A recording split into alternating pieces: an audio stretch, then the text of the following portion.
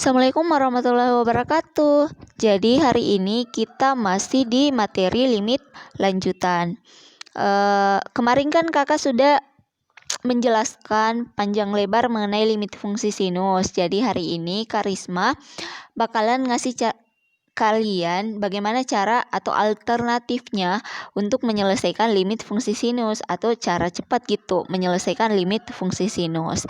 Nah, kemarin kan kakak sudah membuktikan bahwa limit X mendekati 0, sin X per X itu sama dengan 1. Kakak juga sudah buktikan bahwa limit X mendekati 0, X per sin X itu juga sama dengan 1. Nah, gimana nih kalau misal dia nggak tunggal tapi dia punya koefisien, misal limit X mendekati 0, sin AX per AX sama dengan 1. Apakah benar jawabannya 1? Nah, jawabannya yaps, benar. Kenapa? Karena sin AX per AX itu kan sama ya, mirip bentuknya dengan sin X per X, karena cuman bedanya dia punya koefisien, masing-masing koefisiennya itu adalah A. Jadi jawabannya juga 1. Nah, terus nih, gimana kalau misal bentuk limitnya kayak gini, limit X mendekati 0, sin AX per BX. Apakah juga jawabannya 1 atau jawabannya apa gitu? Nah, penasaran? Kita langsung masuk ke pembahasan.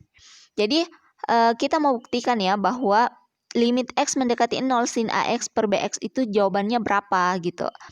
Nah, ini kakak kalikan dengan A per A. Ingat ya, A per A itu kan sama dengan 1. Jadi, bilangan apapun, nilai apapun ketika dikalikan dengan 1, maka akan menghasilkan nilai itu sendiri atau bilangan itu sendiri. Jadi, ini nggak bakalan ada pengaruhnya gitu.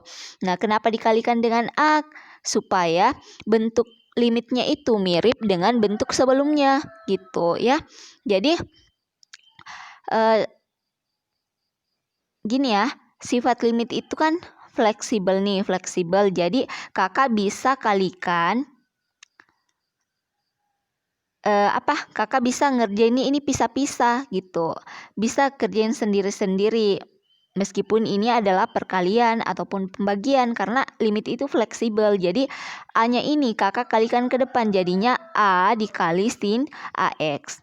Nah, B-nya ini kakak kedepankan, terus A-nya dikalikan ke AX ya, jadinya B dikali AX. Nah, ini kan mirip dengan bentuk yang tadi, ya kan? Ini mirip dengan bentuk yang tadi. Nah, jadinya ini kan pasti jawabannya 1 nih. Jadi,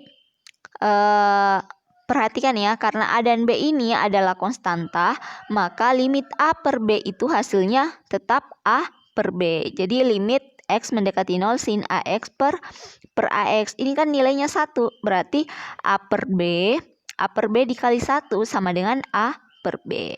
Jadi ternyata limit X mendekati 0 sin AX per BX itu hasilnya adalah A per B. Jadi ini adalah kesimpulan ya. Kesimpulan. Jadi kalau misal kalian mengerjakan soal mendapatkan bentuk kayak gini, ya, ini A dan B-nya ini diganti dengan angka, maka kalian bisa langsung tebak nih jawabannya seperti ini gitu. Nah, kita masuk contoh nih. Contoh yang pertama, limit X mendekati 0 sin 3X per 2X ya. Berarti sesuai dengan teorema yang kakak ajarkan tadi, berarti kakak masing-masing kali dengan 3 per 3. 3 per 3 ini kan 1 ya, jadi kakak kedepankan 3-nya, 3 dikali sin 3X. 2-nya kakak kedepankan jadinya jadi 3X ya kan. Jadi di sini 3 per 2 kan limit ini kan apa namanya? Ini kan konstan ya, konstan. Jadi kalau dilimitkan akan menghasilkan bilangan itu sendiri gitu. Jadi limit sin 3X per 3X itu kan 1. Jadinya 3 per 2. Nah, gimana nih dengan contoh soal yang kedua? Limit X mendekati 0, 5X per sin 2X. Nah, kakak yakin kalian sudah bisa tebak jawabannya apa. Jadi jawabannya berapa? 5 per 2. Ya, mudah kan?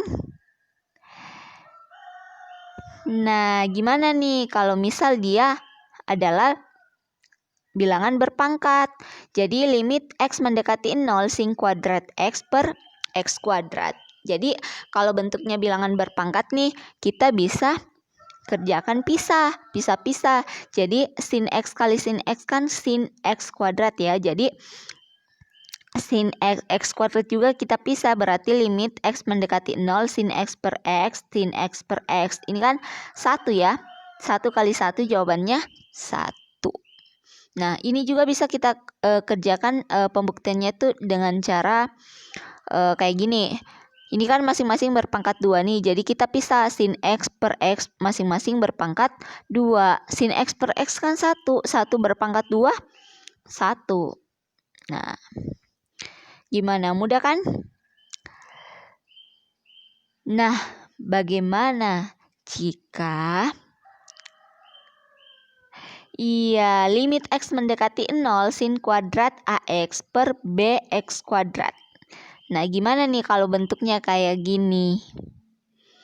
Oke, kita masuk ke pembahasan.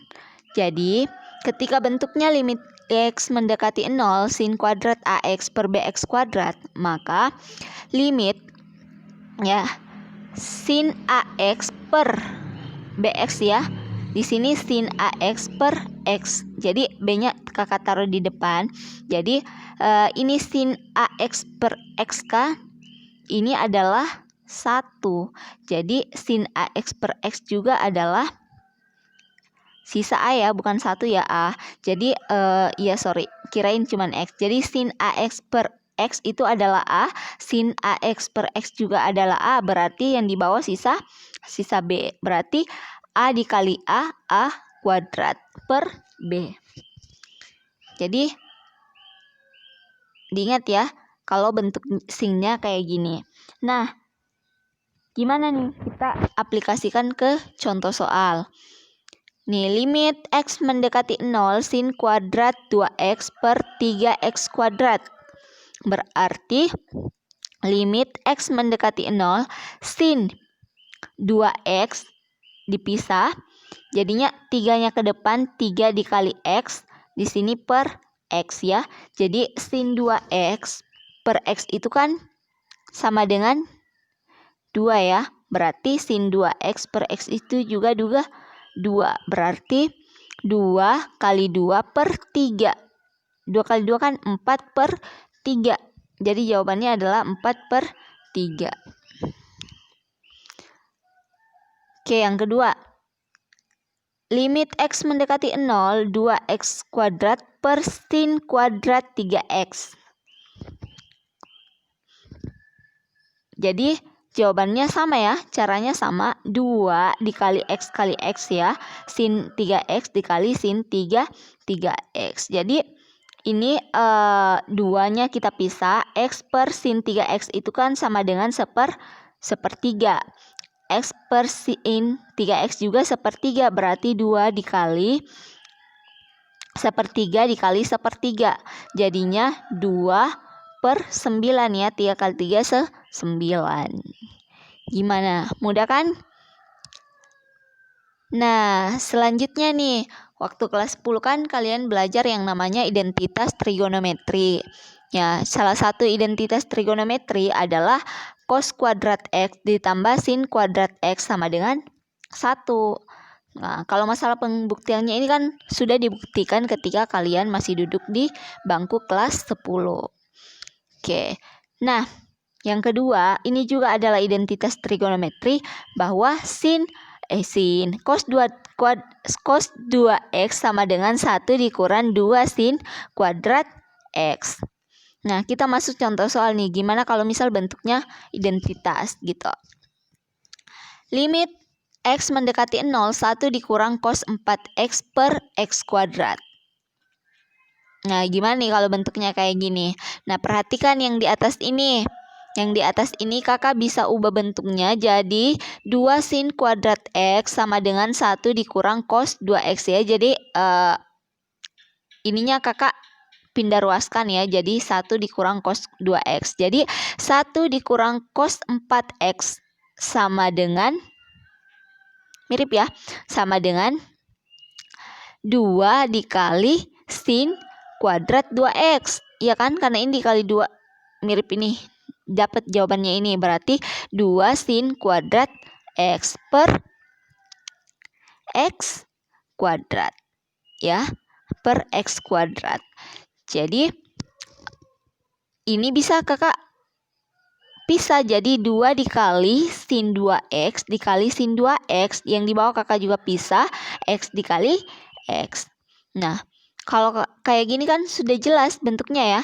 2 dikali sin 2x per x kan sama dengan 2 ya. Sin 2x per x juga 2. Berarti 2 dikali 2 kali 2 sama dengan 8. Gimana? Mudah kan? Nah, sekarang nih, dari tadi kan kita mengerjakan limit yang mendekati 0. Nah, gimana kalau dia mendekati bilangan gitu, bukan 0. X mendekati 2 contohnya ya. Limit X mendekati 2 sin X dikurang 2 per X dikurang 2. Gimana nih bentuknya kalau kayak gini? Nah, coba kalian substitusi nih 2-nya. 2 kurang 2. Berarti akan menghasilkan 0 per 0. Dalam limit kan 0 per 0 itu tidak terdefinisi. Jadi ini jawabannya berapa? Ini sama halnya ya bentuknya dengan apa ya? Limit ini sin x per x ya.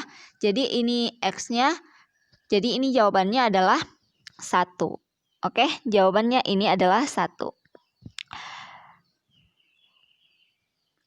Jadi, kalau misalnya limit x mendekati 2 sin m dikali x kurang 2 per n x dikurang 2 itu sama halnya dengan limit x mendekati 2 m dikali x dikurang 2 per sin n dikali x dikurang 2. Jadi ceritanya hasilnya itu adalah m per n ya, hasilnya yang ini m per n. Sama dengan bentuk limit yang tadi gitu, m per n. Jadi misal ada contoh soal ya, limit x mendekati 3 sin 3x kurang 9 per 2x kurang 6. Berarti limit x mendekati 3, ini kakak keluarkan 3 ya, jadi sin 3 dikali x dikurang 3. Ini kakak keluarkan jadi 2-nya, berarti 2 kali x kan 2x ya, 2 kali 3, 6. Berarti 2 kali x dikurang 3. Ini kan sesuai dengan rumus ini kan tercoret, berarti sisa 3 per 2. Sisa 3 per 2.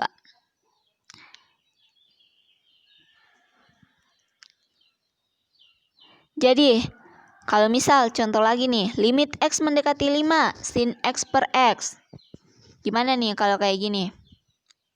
Kita langsung substitusi nilai 5-nya. Kita langsung substitusi nilai 5. Jadinya sin 5 per 5. Ini kan tidak sama dengan 0. Berarti ini sah-sah saja gini. Kita langsung substitusi. Kenapa di sini kita nggak langsung substitusi ya? Kenapa di sini kita nggak langsung substitusi? Karena kalau kita substitusi 3 masuk akan menghasilkan 0 per 0. Dan dalam limit itu 0 per 0 itu tidak terdefinisi. Makanya kita larikan ke dalam bentuk yang ini. Ya, bentuk yang ini. Ini rumus ini syaratnya bisa kita gunakan apabila limit tersebut menghasilkan 0 per 0, barulah kita menggunakan teori yang ini. Tapi ketika limitnya sah-sah saja, ketika kita substitusi dengan nilai yang tidak menghasilkan 0 per 0, maka kita nggak pakai rumus ini, kita tetap pakai yang ini ya, sama dengan 1. Tuh.